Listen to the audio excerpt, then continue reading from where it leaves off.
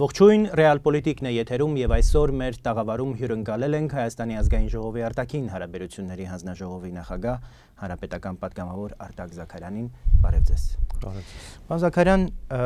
ըստ էության նախորդին նախագահ Սերժ Սարգսյանի ելույթը ՄԱԿ-ում բավական կարևոր շեշտադրումներ էր պարունակում։ Մենք կարծես արմատապես վերանայում ենք մեր քաղաքականությունը Թուրքիայի նկատմամբ հայ-թուրքական արձանագրությունների վերաբերյալ բավական ֆունդամենտալ փոփոխություններ ենք փաստորեն նախանշում, ընդհանուր միջև դիտարկվում է այսօր արձանագրությունների հետ կանչը։ Ղարաբաղյան բանակցություններում մենք վերահաստատում ենք, որ ի տարբերություն Ադրբեջանի Մինսկի խումբը շարունակում ենք դիտարկել որպես միակ ձևաչափ այս հակամարտությունը խաղաղ ելքով կարգավորելու ուղղությամբ եւ իհարկե 100-ամյա տարելիցին ընթരാճ կարծես նաև հիմնական առանցքային նշանակետերն ենք փորձում ամբողջ աշխարհին ներկայացնել, որոնք են մեր առաջնահերթությունները։ Կարող ենք ասել, որ 2008 թվականից ի վեր մեկնարկած Թուրքիայի հետ հարաբերությունները այդ արձանագրություններով հաստատելու մեր արտաքին քաղաքական որոշումը այլևս ակտուալ չէ եւ մենք որոշել ենք այն վերանայել։ Հարցերի մի լայն շրջանակ ըստ էության ձեր հարցադրման մեջ բարձրացրեցիք, հիմա փորձենք պատասխանել դրանցից յուրաքանչյուրին։ Նախագահի ելույթը բավականին հստակ եւ կոնցեպտուալ նշանակություն ունեցող ելույթ էր, նախ այն հնչեցվել է միջազգային ամենաբարձր եւ ամենաընդգրկուն հարթակում, որտեղ որ նաև ճշտվում եւ փոխադարձվում են արտաքին քաղաքական օրակարգի կարևորագույն խնդիրները եւ դա համաշխարհային նշանակություն է ստանում։ Բնականաբար մեր խնդիրները ժամանակակից աշխարհում չեն կարող ծանր տեսակարար կշիռ ունենալ համաշխարհային զարգացումների համար, բայց տարածաշրջանային շատ մեծ նշանակություն են ստանում եւ սա պարբերաբար էլի ավելացնում է Հայաստանի արտաքին քաղաքական գործունեության եւ դրա հետևանքային նշանակությունը պետությունների համար, բոլոր այն պետությունների համար նաեւ ովքեր որ դերակատարություն ունեն տարածաշրջանում, ունեն այո ընդգծված երկարաժամկետ շահեր տարածաշրջանում։ Սա շատ կարևոր է եւ իմ խորին համոզմամբ նախագահի ելույթը ուներ կոնցեպտուալ դասավորվածություն եւ հստակ պատասխաներ գոյություն ունեցող բոլոր խնդիրներին, ինչպես ապագայի համար, այնպես էլ ներկա մոտեցումները եւ դիրքորոշումները հիմնավորելու առումով։ Տեսեք, հայ-թուրքական գործընթացը բավականին երկար ժամանակ միջազգային հանրության ուշադրության կենտրոնում էր, ստեղծվեց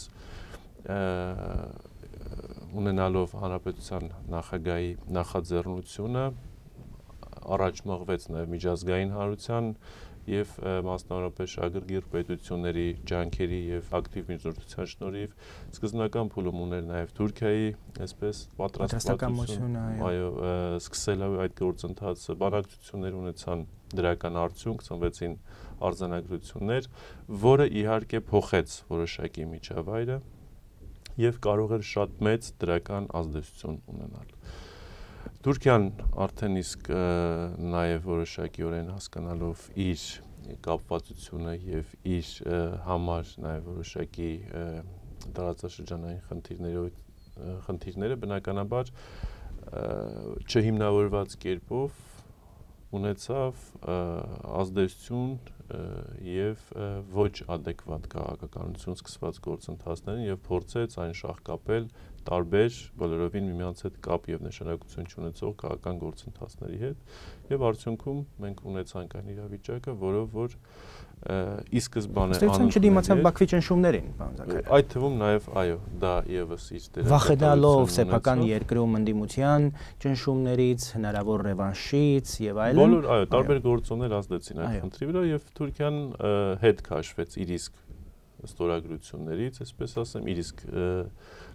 հայտարարված հաշվի առնելով, որ դուք պաշտպանում եք իշխող հանրապետականը, պաշտպանում եք արձանագրությունները եւ այդ նախաձեռնողականությունը։ Մեր դիմախոսները գտնում են, որ դեռ շուտ պետք է խոսել խորհրդարանից հետ կանչելու մասին, բայց քաղաքական գործընթացներն ունենում են նաեւ արձագանքային, այսպես ասեմ, էֆեկտ։ Եվ հիմա էր այդ։ Եվ հիմա էլ դա կարող էր ժամանակի ընթացքում գնալ։ Արված աշխատանքի համար։ Որովհետեւ դա մեր հայկական արտաքին քաղաքականության եւ դիվանագիտության պատմության մեջ մի այսպես առանձին ուրույն գործընթաց էր, որը հետագայում նաև իդրական ազդեցություն ունենալու է բոլոր առումներով։ Հետագա քաղաքական գործընթացներում միշտ հնարավոր է լինելու հղում անել եւ դրանում շահեկան իրավիճակում հայտնվել։ Եվ Թուրքիան սա շատ լավ հասկանում է, ես կարծում եմ, որ Թուրքիան կամ արդեն ափսոսում է կամ հետագայում ափսոսելու է իր կորցրած բայց մենք հետ չենք կանչել, բայց մենք գրողի ծոցն ենք ուղարկել թուրքերին, որոնք չեն վավերացրել։ Դա դիվանագիտական լեզվով հետեւյալն է, որ մենք այլևս մեր սպասելու, հանդուրժելու եւ այսպես երկկողմ հարաբերություն պետք է ընդհանրապես ասել, որ մենք ոչ թե դիտարկում ենք, այլևս չենք այսպես տեսնում այդ արձանագրությունների մեջ եւ չի բացառում, որ մի օր մենք ուղակի հետ կանչենք դա հանենք քաղաքական շրջանառությունից, բայց միտքը եւ խնդիրը, որ այնուամենայնիվ միևնույն է, այսպես թե այնպես հայ-թուրքական հարաբերությունները պետք է լինեն, դա եւ Թուրքիայի, այսինքն Անկարայի պաշտոնական եւ պաշտոնական Երևանի օրակարգում եւ ցույց տալու Երևանի պատրաստակամությունը եւ հանրությունը շարունակելու այդ ուղղությամբ աշխատանքները, այսինքն մեզ համար Թուրքիան փակ չէ։ Ունենք եւ դա Թուրքիայից է կախված եւ հիմա դուք տեսեք, որ մենք միշտ որ ասել են գնդակը Թուրքիայի դաշտում է, սա ապացույց է, վերահաստատել են նաեւ միջազգային շատ ու շատ կազմակերպություններ, նաեւ երկրներ։ Եթե Թուրքիան իր դաշտում գտնվող գնդակը չի խաղարկում, այսինքն չի անում անհրաժեշտ այն քայլը, որին պետք է շարունակի մյուս գործողությունը, հետեւաբար մեր համար այլևս այն կորցնում է իր նշանակությունը։ Բայց թուրք-ադրբեջանական տանդեմը գնալով ավելի ու ավելի վտանգավոր է դառնում։ Եվ Երևանի կարևոր նաև անելիքն է այս տանդեմին միայն ոչ թե հետևել, այլ նաև պատասխանատուներին այս տարածաշրջանի այդ ուշադրությունը հրավիրել եւ այն սպառնալիքները, որը մինչեւ հիմա Բաքուն էր հնչեցնում եւ մենք այդքան կարեւորություն չէինք տալիս, այսօր ադրբեջանցիներին միացել են թուրքերը եւ հատկապես ուղիղ ընտրություններից հետո, երբ մենք գործ ունենք բոլորովին այլ Թուրքիայի հետ, երբ Թուրքիան եւ Թուրքիայի նոր իշխանությունները ավելի ազատ են կարողանում իրենց քաղաքականությունը, իրենց նաև տարածաշրջանային նշանակությունը հասկանալ եւ սահմանել։ Կարծում եմ այս տանդեմի գործողություններին եւ տարածաշրջանի երկրներից մեկի նկատմամբ ուղղակի հիստերիկ ատելությունը եւ թշնամական այն որակումները, որ նրանք բարբերաբար թույլ են տալիս, ուղղակի պետք է ինչ որ կերպ նրանք դրա համար պատասխան տան։ Այն ինչ են կանում մենք այդ ուղղությամբ։ Հիմա տեսեք, թուրք-ադրբեջանական տանդեմում իմ տպավորությամբ Թուրքիան աստիճանաբար արդեն դիսկոմֆորտ է զգում եւ զգալու, որովհետեւ նաեւ Թուրքիան հասկացավ, որ իր մասնակցությունը Ղարաբաղյան կոնֆլիկտի կարգավորման որևէ փուլում աներելի է եւ անհնարին։ Իսկ ջուր լցնել Ադրբեջանի ջրաղացին, որի պարագայում ել ավելի խորանում եւ ել ավելի սրվում է կոնֆլիկտը, սա միջազգային հանրության տեսակետից անընդունելի է։ Այդ թվում նաև լինելով ցեղասպանած պետություն, դեռևս պատասխանատվություն չստանձնելով եւ նաև ժխտելով ցեղասպանությունը, ժխվարելով ժխտողական քաղաքականություն, ել ավելի այսպես հետին պլան է մղում Թուրքիայի դերակատարությունը եւ մասնակցությունը տարածաշրջանային գործընթացներին։ Ադրբեջանի պարագայում մենք գործ ունենք այլ ավելի բարդ, ավելի վատ իրավիճակի հետ, այն առումով, որ Ադրբեջանը աշխարհի ներկայացա որպես նավթ եւ գազ վաճառող պետություն եւ ոչ ավելին։ Բայց ժամանակակից աշխարհը եւ ժամանակակից աշխարհակահաղական հարաբերությունները, այո, նավթ եւ գազը դիտում են որպես ռեսուրս եւ փորձելու են տարանջատել փորձը հաշվի առնելով նույն միջազգային հանրությունը արդեն սպառնալիք է դիտարկում նավթն ու գազը եւ գլխավոր խոչընդոտ մարդու իրավունքների եւ ազատությունների եւ ժողովրդավարության ու Ադրբեջանի պարագայում դա Ռուսաստանը մի փոքր այլ քաղաքական կարգավիճակ եւ համաշխարհային դերակատարություն։ Դե օրերս Օբամայի հայտնի ելույթը, որտեղ մարդու իրավունքների ոտնահարման տեսանկյունից Ադրբեջանի հիշատակումը բավական հատկանշական է, որտեղ Ադրբեջանը ինքը որևէ ազդեցություն չի կարող ունենալ համաշխարհային քաղաքական զարգացումների վրա, Ադրբեջանի դերը տարածաշրջանի անվտանգության համար, որտեղ ըստ էության իսլամական պետության աջակցության առնչություն ունեցող կամ աջակցության տարրեր պարունակող խմբեր վերջերս ձերբակալվեցին 2 օր առաջ։ Ադրբեջանը կարող է ունենալ միայն տարածաշրջանային նշանակություն, այն էլ այս պահին վարվող քաղաքականությունում ի ցույց աշխարհի, բոլորը կարծում են, որ հատկապես վերջին օգոստոսյան իրադարձություններից հետո բոլորը հստակ գիտակցեցին, որ Ադրբեջանը սպառնալիք է, իսկ Հայաստանը ստանձնեց խաղաղության երաշխավորի կարգավիճակ։ Եվ պարտադրեց խաղաղություն։ Եվ պարտադրեց ընդհուպ մինչև շատ հանգիստ Հայաստանը կարող էր գնահատելով ներկա իրավիճակը պատասխան, այսպես ռեակցիա տալ, որը դուրս կբերեր տարածաշրջանը խաղաղ կարգավորման բոլոր հեռանկարներից։ Բայց Հայաստան հասկանալով իր ծանրակշիռ դերակատարությունը եւ պատասխանատվությունը տարածաշրջանի անվտանգության համար, զսպելով Ադրբեջանի ցանկացած ոտնձգություն, հենց ուղիղ տեղում պատժելով ցանկացած աներելի գործ, աշխարհին նաեւ ապացուցեց, որ Հայաստանը արկածախնդիր չէ եւ հավասարակշիռ եւ բազմակողմ, բազմավեկտոր քաղաքականություն իրականացնող պետությունը եւ հանձնառու է իր բոլոր միջազգային պարտավորությունների համար։ Սա իհարկե պետության իմիջի, պետության հեղինակության եւ նրա դերի կարևորման մասին է խոսում եւ պատահական չի, որ Մինսկի խմբի անդամ երկրների համանախագահ երկրների ղեկավարները շահագրգիռ կերպով մեկ մյուսի հետևից նախաձեռնում են նաև նախագահների հանդիպում հակամարտող կողմերի, նախաձեռնում են եւ արդեն իսկ շեշտադրված իմպերատիվ ձևով են խոսում նաև խաղաղարար նախաձեռնությունների մասին, փոխադարձ վստահության մթնոլորտի մասին, խնդրի լուծման միայն խաղաղ ճանապարհի օգոստոսին Հայաստանի այսպես արժանի գործողություններից հետո Ադրբեջանը ստիպված եղավ գնալ միջազգային հանրության կոչերին ընդառաջ եւ այդ հանդիպումներին նախագահների մակարդակով մասնակցել։ Սոչիից հետո մենք Ուելսում ունեցանք հանդիպում, բայց Սերսարքիսյանը այսպեսի գործ ունել ժողովրդավարության պակասը դեֆիցիտը Ադրբեջանում եւ դրա փոխարեն ընդհակառակը մարդու իրավունքների ակնհայտ ոտնահարումները, ձերբակալությունները, Ադրբեջանի ընդհանրապես դուրս է դնում քաղաքական հարաբերություններից արտաքին աշխարհի հետ արժեքային դաշտում, այսինքն Ադրբեջանը ինքն իրեն վերապահել է միայն էներգոկիրներ մատակարարողի դերակատարությունը, ինչը իհարկե դա իր խնդիրն է, կարող է այդպես լինել Հայաստանի համար, ոչ միայն աշխարհի, ընդհանրապես այլ դա սպառնալիք է նաև Ադրբեջանի համար եւ Ադրբեջանի ժողովրդի համար։ Ես կարծում եմ Ադրբեջանի ժողովուրդը ժամանակը կգա եւ Ալիևներին արժանի այսպես բացասական գնահատական կտա Ադրբեջանի սուր եւ կտրուկ էին ձևակերպումները Ադրբեջանի գործողությունների անձամբ Ալիևի նկատմամբ Սերսարքիսյանի ելույթում։ Ինձ հետաքրքրում է այսպիսի ելույթից հետո, այսպիսի կտրուկ ձևակերպումներից հետո Ալիևի հետ նստել, բանակցել, արդյունավետ ելք ակնկալել որևէ ընդհակառակը կարծում եմ, որ հենց այսպես այդ լեզուն երբեմն պետք է տեղ ունենա հենց Ադրբեջանին ուղղակի եւ անուղղակի կա երևույթների ճշգրիտ դիտարկում եւ գնահատում, որովհետեւ քաղաքականության մեջ շատ կարեւոր է, որպեսզի երևույթների մեջ կապը հասկանալի լինի եւ այդ հարթակն է լավագույն հարթակը, նորից կրկնում եմ, հարթակներից մեկը, որտեղ հնարավոր է տարածաշրջանում տեղի ունեցող զարգացումների եւ երևույթներին բնորոշումներ տալ։ Սոչի, Ուելս եւ հիմա Փարիզ հանդիպում, որով կամբողջանա երանախագահների կողմից հանդիպման մոդերատորությունը կամ կազմակերպումը ֆրանսիացիները վերջինն են, որ իրենց երկրում հյուրընկալելու են Ադրբեջանի եւ Հայաստանի նախագահներին, ինչ հաստատուղթ է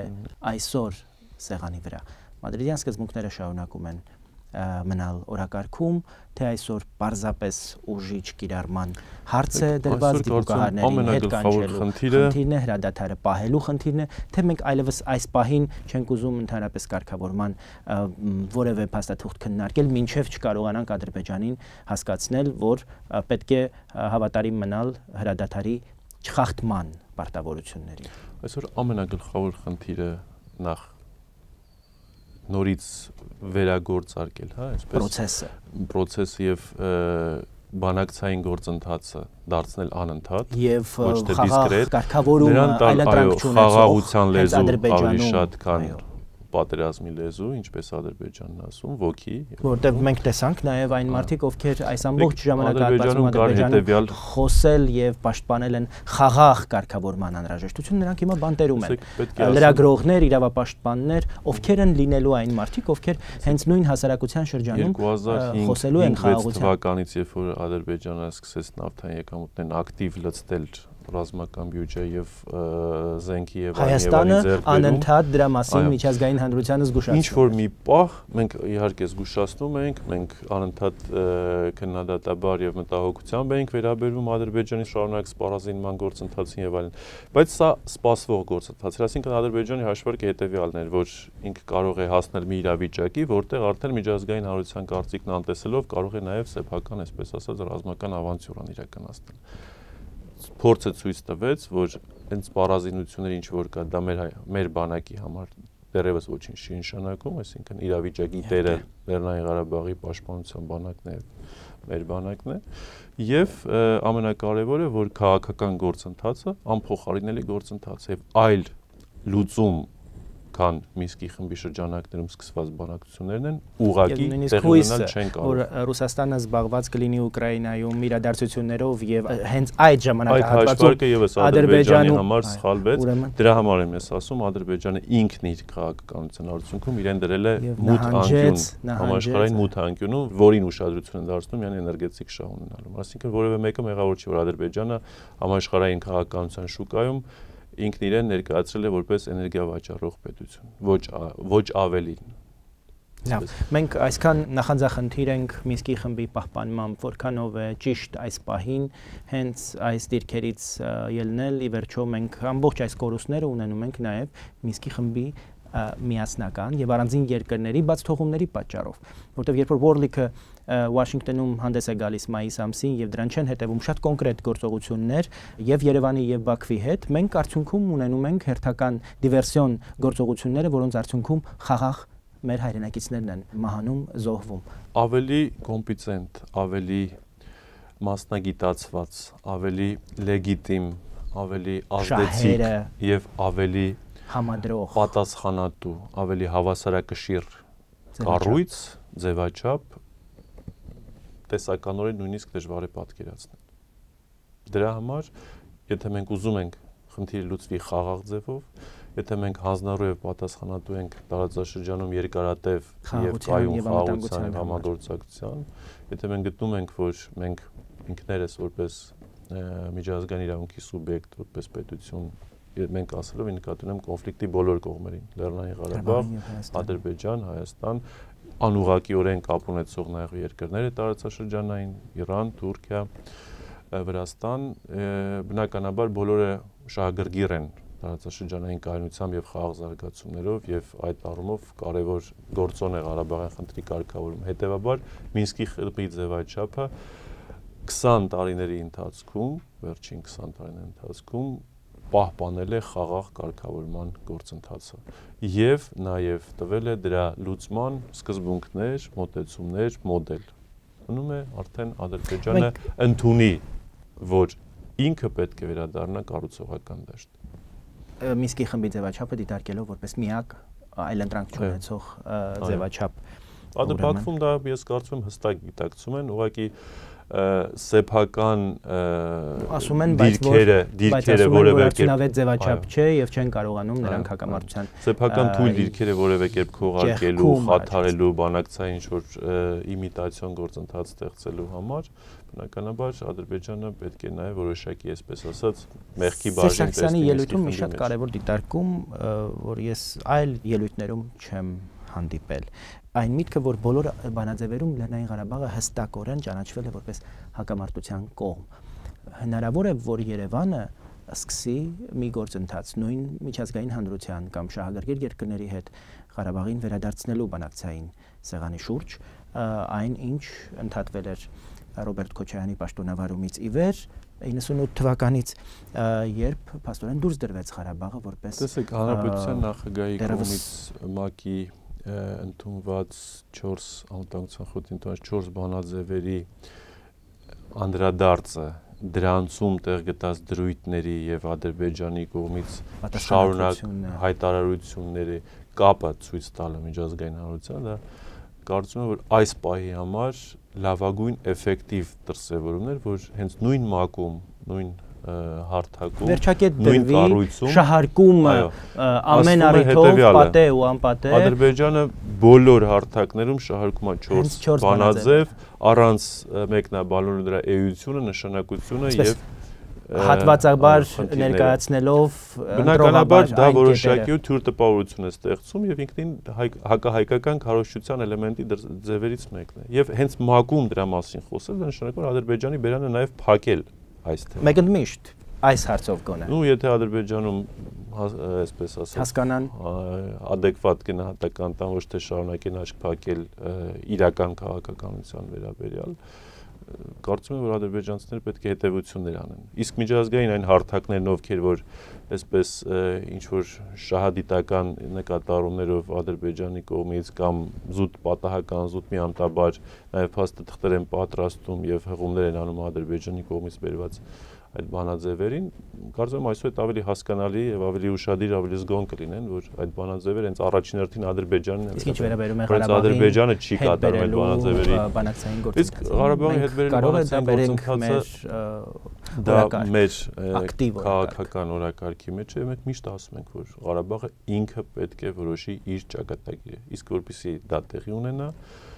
Ղարաբաղը պետք է ինչ որ մի փուլում արդեն ներգրավվի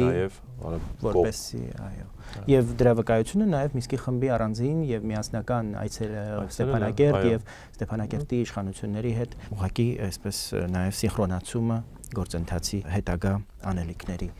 մասով մենք սպասում ենք առաջիկայում հոկտեմբեր 10-ին կարևոր միջոցառում Եվրասիական տնտեսական միության հետ կապված ըստ տարբեր փորձագետների, մասնագետների կարծես վերջակետ է տրվում եւ Հայաստանի անդամակցությունը այլևս կասկածի տեղիք չի տրվում որևէ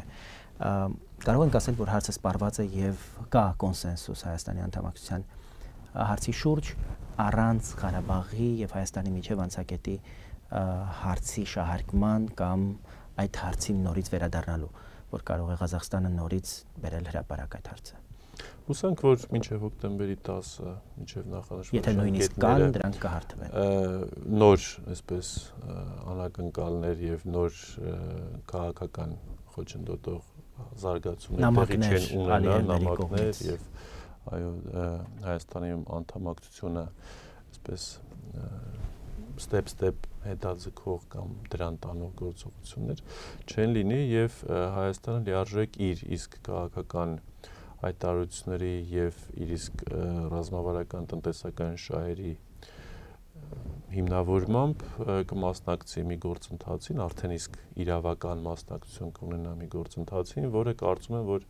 կարող է տնտեսական շատ մեծ նշանակություն ունենալ նաեւ համաշխարհային տնտեսական զարգացումների համար, որովհետեւ այսօր պատահական չէ, որ Արևմուտքը խոսում է արդեն նաեւ Եվրասիական տնտեսական միության եւ Եվրոմիության մեջ առևտրային հարաբերությունների դժվարանում եմ ասել, բայց Ֆյուլեն գոնե արդեն բաց տեքստով ասում է, որ դա խոսում է, որ կան նաեւ շրջանակներ, ովքեր որ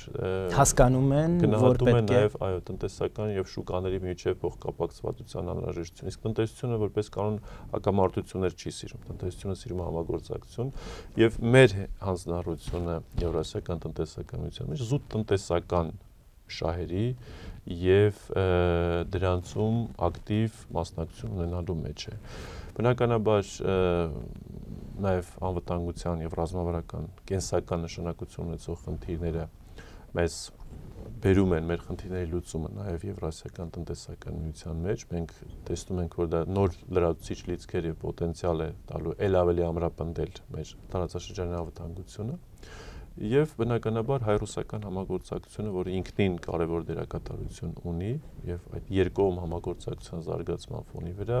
ունենալու է շատ մեծ Եվ Եվրամիության կողմից, ինչպես դուք արդեն նշեցիք, այդ հասկացողությունը կա եւ Հայաստանի որոշման նկատմամբ նրանց ըմբռնումը կարծես նաեւ այսպես առարկայորեն արդյունավորվեց վերջին որոշումներով, երբ 140-ից 170 միլիոն մինչև 2017 թվականը ծրագրերը ֆինանսավորելու նրանց պատրաստակամության ինքնին փաստն էր։ Տարվա վերջ, այս տարվա վերջը եւս կարող է որոշակի նշանակալից լինել եւ այսպես բարձրացված սպասելիքների մթնոլորտ ձևավորել այն առումով, որ Եվրասիական տնտեսական միության անդամակցելուց հետո նաեւ Եվրոմիության հետ կսկսվի գործընթաց, բանակցային այդ ընթացքում նոյեմբերին վերջնական կձևավորվի Եվրոմիության։ Ռուսներից չեք վախենում, ռուսները կհասկանան։ Գիտեք, դա մեր քաղաքականության բաղադրիչներն են։ Մենք վախենում ենք մեր անվտանգության եւ մեր ապագայի համար։ Եթե խոսքը վախենալու մասին է, վախենալ մտածելու եւ գործողություններ ձեռնարկելու առումով եւ յուրաքանչյուր պետություն իր ապագայի, իր անվտանգության եւ իր բնական զարգացման, իր հասարակության զարգացման խնդիրներն է տեսնում։ Իսկ գաղտնիք չի, որ Եվրոմիության հետ մեր երկարատև եւ լայն համագործակցությունը պետք է ունենա շարունակություն, պետք է դա նպաստի եւ փոխհամագործակցության միջոցով նաև Եվրահանձնաժողովի նոր կազմի հետ ինչպես է պատկերացնում